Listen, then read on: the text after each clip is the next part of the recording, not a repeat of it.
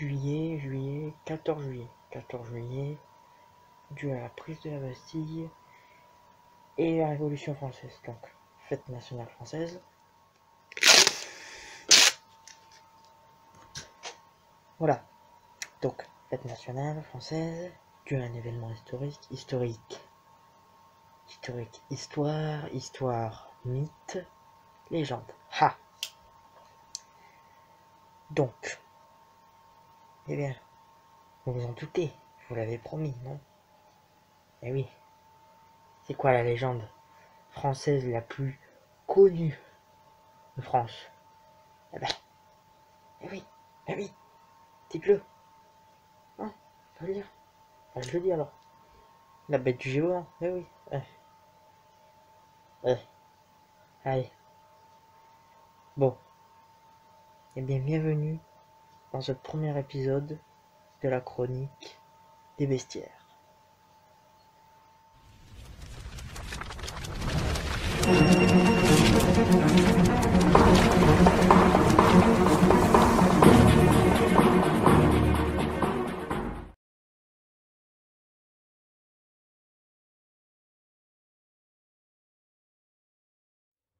En 1763, une série d'attaques est recensée du côté du Dauphiné.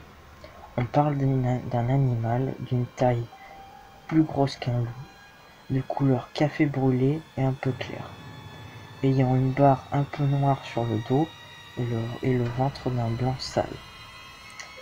La tête fort grosse et rebondie, qui était une expression de l'époque, qui est d'une espèce de bourre qui forme une houppe sur la tête à côté des oreilles.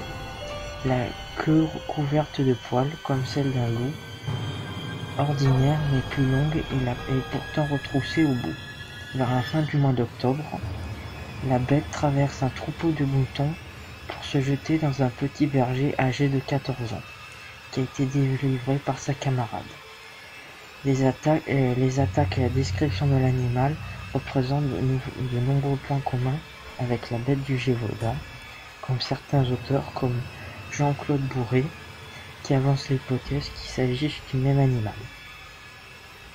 Le premier cas d'attaque au Gévaudan eut lieu en été 1764, plus précisément en juin, où une vachère habitant tout près de Lagogne entre dans son village en affirmant qu'elle a été attaquée par une bête. Elle s'en tire sans autre mal que des habits déchirés et avoir été défendue par ses bœufs. Le 30 du même mois, Jeanne Boulet, qui était une jeune fille âgée de 14 ans, est tuée au village des Hubax, près de Lagogne, dans la paroisse de Saint-Étienne de Lugdarès, à Vivarais. C'est la première victime officielle de la bête. La victime fut enterrée sans sacrement et n'ayant pas pu se confesser avant sa mort, bien entendu. On relève toutefois sur sa consignation de sa mort que le curé de la paroisse mentionne qu'elle fut victime de la bête féroce. Ce qui suggère qu'elle n'est pas la première victime mais seulement la première déclarée. En outre, on observe que l'acte est inséré entre deux autres datant respectivement des 13 juin et 18 septembre, comme s'ils avaient été initialement omis, mais l'ordre chronologique semble déficient. Et l'acte qui suit, celui du 18 septembre, qui date du 7 du même mois, à moins d'une erreur de transcription pour octobre, car l'acte immédiatement postérieur est du 17 octobre. Mais dans tous les cas, c'est une inexactitude répétée traduisant en défaut l'attention. Mais il y a eu une deuxième victime qui a été rapprochée le 8 août, âgée de 14 ans. Elle habitait au hameau de Masméjean, paroisse de Puylaurens, et ces deux victimes sont tuées dans la vallée de l'Allier. Et les suivantes dès à la fin du mois d'août et au cours du mois de septembre, meurt autour dans la forêt de Mercoire.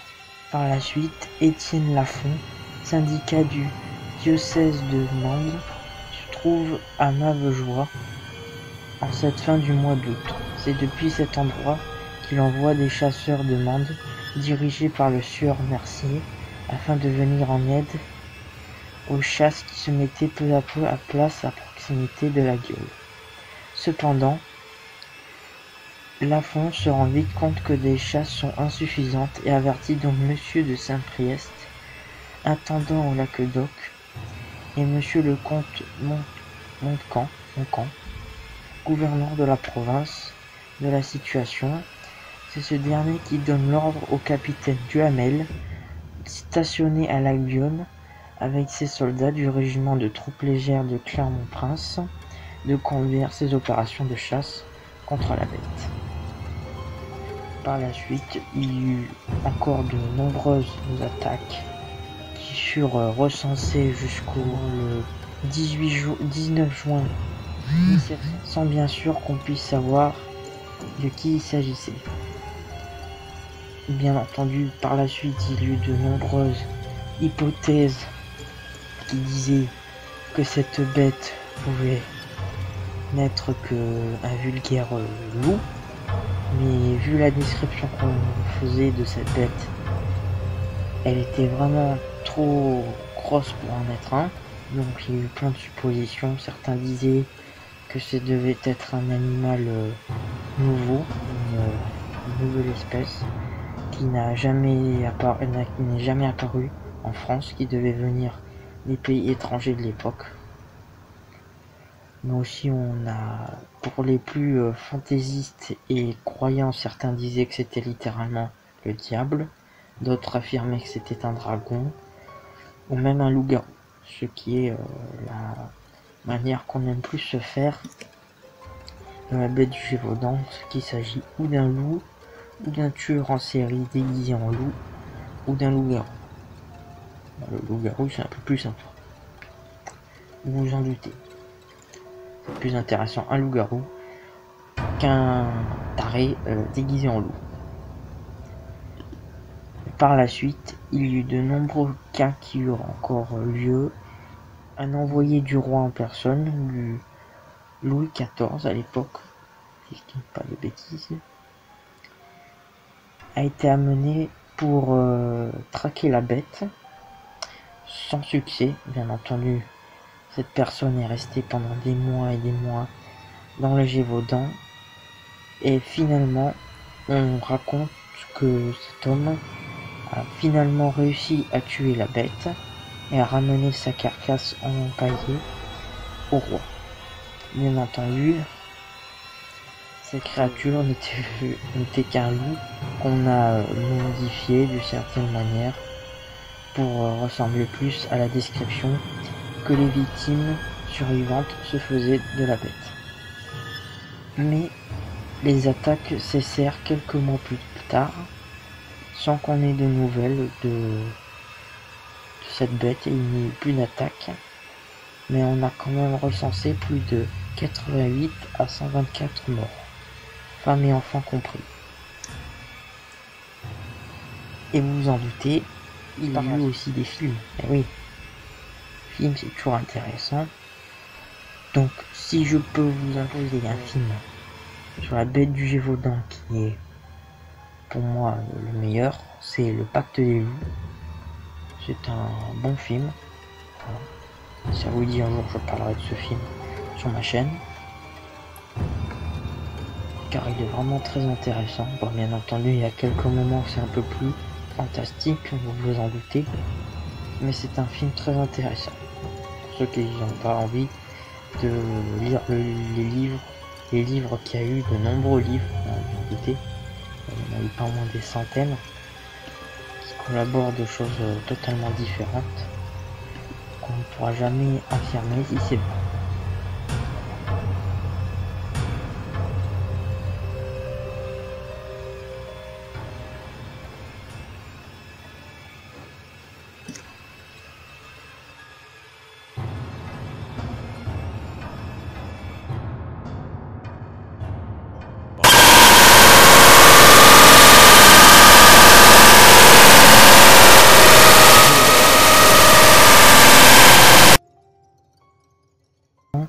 Comme je vous ai dit, la bête n'est pas qu'un simple loup, comme trop d'auteurs l'ont affirmé. Si les paysans ont spontanément parlé de bestia, de bestiaou, de bestieux, de bestiaux, c'est bien que celle-ci se différencie du loup. Les loups, ils en voyaient au quotidien et ne pouvaient donc pas faire la confusion, car oui, en Gévaudan, il y a beaucoup de loups, même encore maintenant, car maintenant dans le Gévaudan, les loups sont dans une sorte de parc, bien entendu ils vivent et tout, ils ont quand même toujours leur milieu de vie habituel, qui est un parc très beau, je vous le conseille, je l'ai déjà visité, c'est très beau. Si vous avez jamais vu de loup, moi j'en avais déjà vu, mais c'est toujours intéressant. Les victimes n'étaient pas consommées, donc la bête ne tuait pas pour sa survie, mais juste comme un jeu. Pour elle, c'était du plaisir. Youpi. Mais la bête était qu'un animal solitaire, contrairement au loup, qui vit et qui chasse en meute. À noter aussi qu'aucune autre série de ce type est imputable au loup, et ne signifie d'ailleurs dans aucun autre endroit dans le monde. Donc, la bête du Gévaudan est-il un animal fabriqué ou importé? D'après ce qu'on dit, la bête n'était pas un loup ni un homme agissait seul. La bête était donc un animal conçu par l'homme ou introduit dans ce pays par celui-ci. Mais la réponse à cette question mérite encore aujourd'hui des réflexions, car nous pensons que la bête était sans doute une association diabolique mettant en jeu l'homme et un animal, tout comme je reviens au film Le Pacte des loups, ce qui est dans ce sens de la même manière. La bête n'est juste qu'un jouet, et elle est contrôlée par un homme. Voilà. Et c'est que vers la fin qu'on sait qui est l'homme qui donne ses ordres à la bête. On s'en rend même pas compte au début, mais on s'en doute un peu tellement qu'il a l'air déjà un peu chelou le mec. Quand je vous dis, je vous conseille le film. C'est un chouette film. Si vous voulez, je vous mettrai la bande-annonce du film dans la description. Revenons. C'est même une évidence, la bête seule n'aurait pas agi aussi longtemps, seule, sans être tuée ou capturée, évidemment, ou empoisonnée. Elle dépendait étroitement de l'homme pour s'abriter, se nourrir et être soignée. Mais, donc voilà, ça c'est plus l'idée qu'on se fait que la bête du Gévaudan n'est qu'un animal fabriqué ou a été importé. Venant peut-être de régions, comme on disait à l'époque, africaines ou d'autres pays étrangers à l'époque. Mais ça, on ne pourra jamais l'affirmer, vous vous en doutez. Donc, les caractéristiques de la bête. Ça, je peux peut-être vous le dire, approfondir un peu. Voilà. Donc, au plan de sa morphologie, aucun des animaux tués n'ayant été conservé, il s'agit plus la bête, ça ressemblerait plus à un canidé, comme les chiens et tout, mais avec un aspect inhabituel selon les rapports des paysans et de soldats qui ont vu la bête. Mais toutefois, il y a eu de nombreux témoignages accoutumés à la présence de loups dans leurs campagnes qui n'ont pas reconnu cet animal qui est le loup, et l'ont spontanément appelé bestia, donc la bête, qui est en langue d'oc. Ensuite, il y a eu encore de nombreux témoignages qui font passer à une relative invulnérabilité de cette bête, qui veut plus, pour que vous compreniez mieux, d'une certaine manière que les balles et les coups de couteau ne feraient absolument aucun mal à cette bête. De cette même manière, elle est invulnérable, elle est immortelle. Mais le manque, le manque d'inefficacité des armes a alimenté la théorie selon laquelle elle aurait pu porter une cuirasse en peau de sanglier, comme portaient les chiens utilisés à la guerre jusqu'au début du XIXe siècle. et 18e. Et il y a eu encore de nombreux témoignages qui relatent le fait que la bête aurait été touchée par une ou plusieurs balles de fusil tirées par des chasseurs de bonne réputation et pourtant ne serait relevé à chaque fois. Et il y a eu des témoignages attribués de l'ubiquité à la bête qui aurait été aperçue dans une très faible intervalle de temps à des lieux distants de plusieurs kilomètres. Cependant, il y a eu des distances qui restent dans bien des cas envisageables pour un seul animal.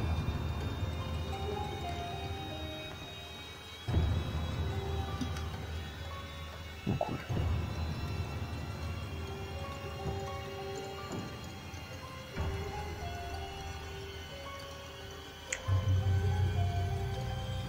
Sinon voilà, il n'y a plus grand chose à vous dire. Si vous voulez un jour j'approfondirai l'histoire de la bête, car oui, c'est très très long. En fait, il me faudra au moins plus de 3 heures pour tout vous raconter, ce qui est très long. Mais vous me direz dans les commentaires si ça vous intéresse que je vous fasse très prochainement une suite. Comme là c'est mon premier épisode sur la série que j'ai créée, la chronique des bestiaires. J'espère quand même que cette vidéo vous aura plu. Je pense qu'elle va être beaucoup plus courte que la précédente sur les aliens. Pardonnez-moi, mais c'est que là, la bête du Gévaudan, c'est très vaste. Certes, ça n'a pas duré aussi longtemps les faits et les attaques et tout que les aliens, mais ça racontait beaucoup de choses dessus. Il y a eu surtout beaucoup de théories sur cette bête, que je ferai un plaisir de vous raconter pour une prochaine vidéo, si vous voulez, pour un épisode 2 ou 3 ou 4, vous me direz dans les commentaires. Sinon, j'espère que cette vidéo vous aura plu. N'hésitez pas à lâcher un like, à vous abonner à ma chaîne si ce n'est pas déjà fait, ça me ferait vraiment plaisir, s'il vous plaît. Mais surtout, de me rejoindre sur les réseaux sociaux, Snapchat, Instagram et mon Discord, si vous voulez. Et comme je dis toujours, vérifiez toujours sous vos lits, dans vos placards et dans les recoins sombres de votre maison, car on ne sait pas ce qui peut s'y cacher. Sinon c'est tout pour moi.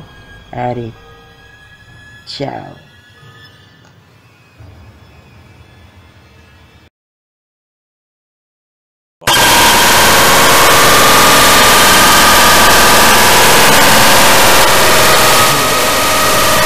Je vous ai bien eu, hein. Ah ouais. Ah, je suis désolé, mais ça me démangeait trop. Alors voilà. Bon, n'hésitez pas à vous abonner à ma chaîne, hein. N'hésitez pas à vous abonner, à liker, à partager et tout et tout. Ok?